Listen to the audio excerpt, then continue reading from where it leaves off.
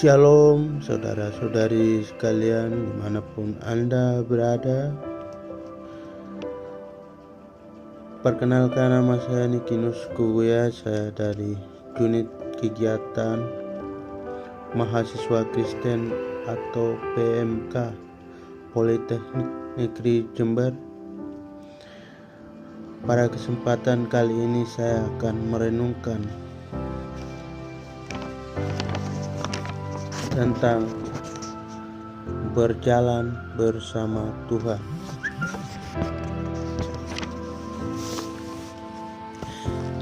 Setelah menerima keselamatan dan kelahiran baru, kita pasti ingin membangun satu kehidupan baru yang berbeda dengan cara hidup kita yang lama.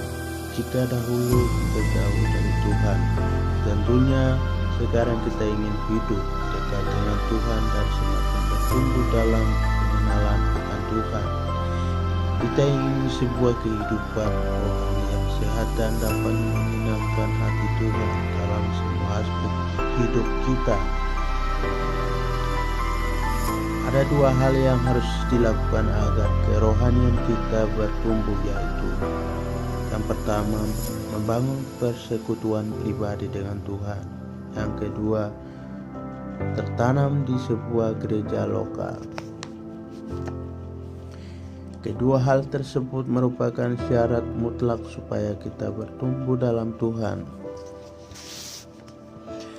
Membangun persekutuan pribadi dengan Tuhan. Persekutuan pribadi lazim disebut dengan saat teduh.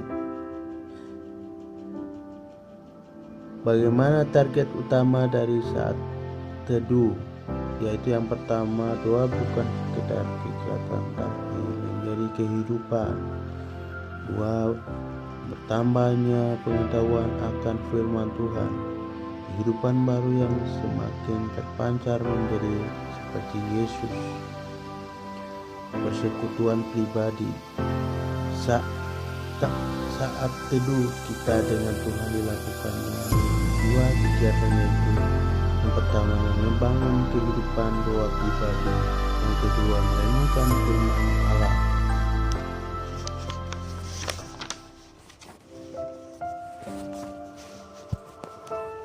Pertama, kehidupan doa pribadi.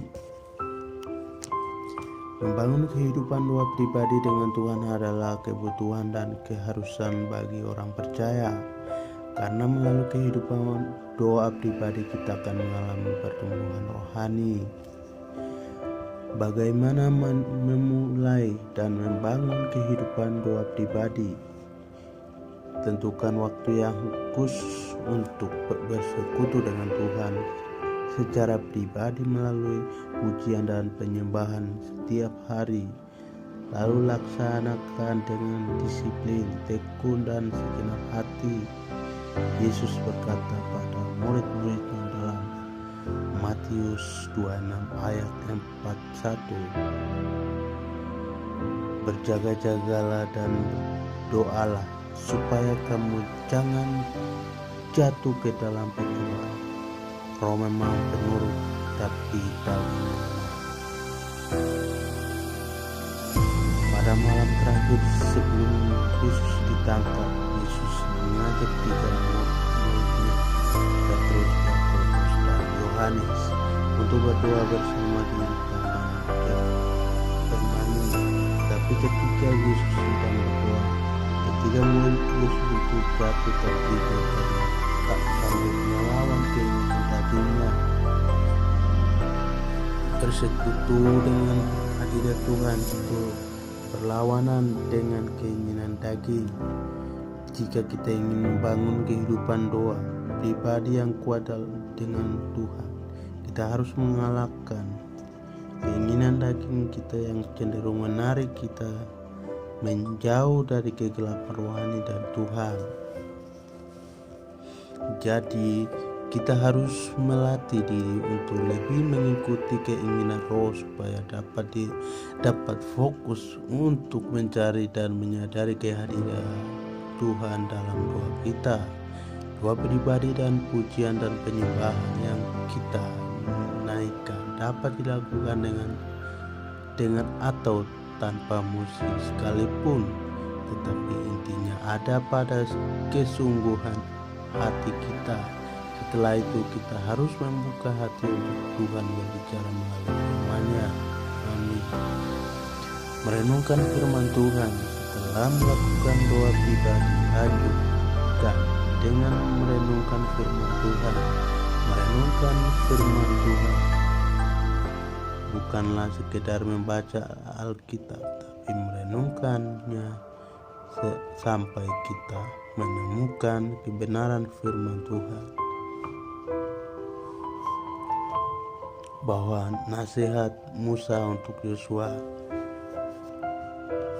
yaitu Yosua pasal 1 ayat 8 berkata, "Janganlah engkau lupa memperkatakan kitab Taurat ini, tetapi renungkan itu siang dan malam, supaya engkau bertindak hati-hati sesuai dengan segala yang tertulis di dalamnya, sebab dengan demikian perjalananmu akan berhasil dan engkau akan beruntung."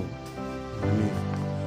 Daud berkata dalam Mazmur 1 ayat 2-3, "Tetapi yang kesukaannya ialah Taurat Tuhan, dan yang merenungkan Taurat itu siang dan malam.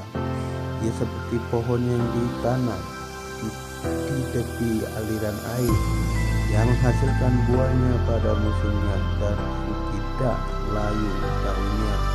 Apa saja yang diperbuatnya berhasil."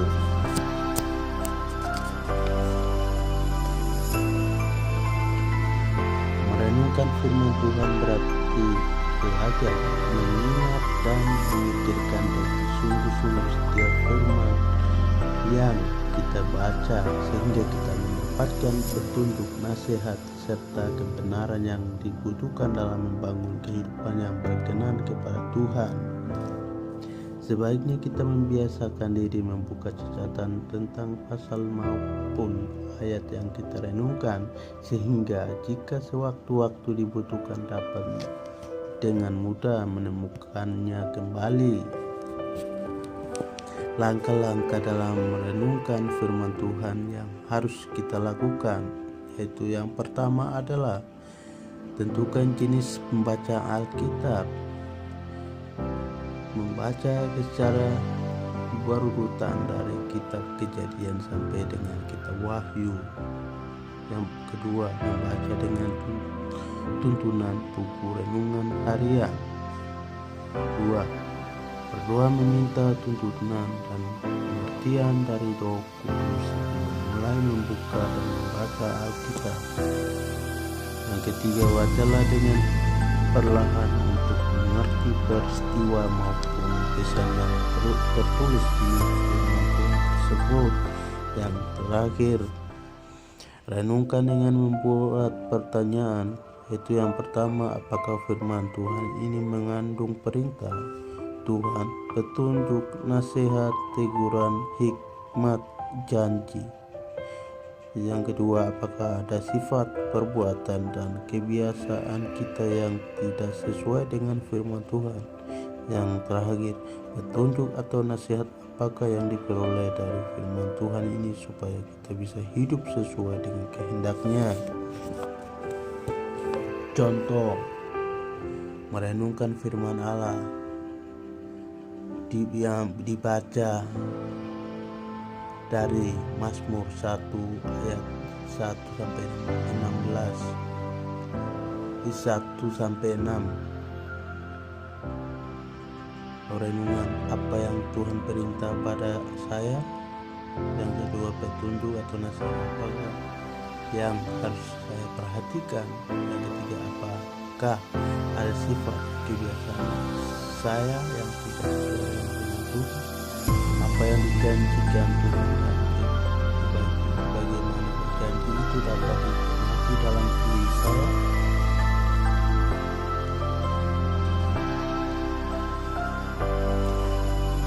Aplikasi saya akan merenungkan prinsip ini mulai dari ini. Saya akan menghindari agar asik. Saya akan membaca Alkitab setiap pagi ini. Saya akan merenungkan sampai saya menerima suatu pencerahan. Saya akan mempraktikkan setiap hari. Segera renungkan ayat Mazmur 1-3.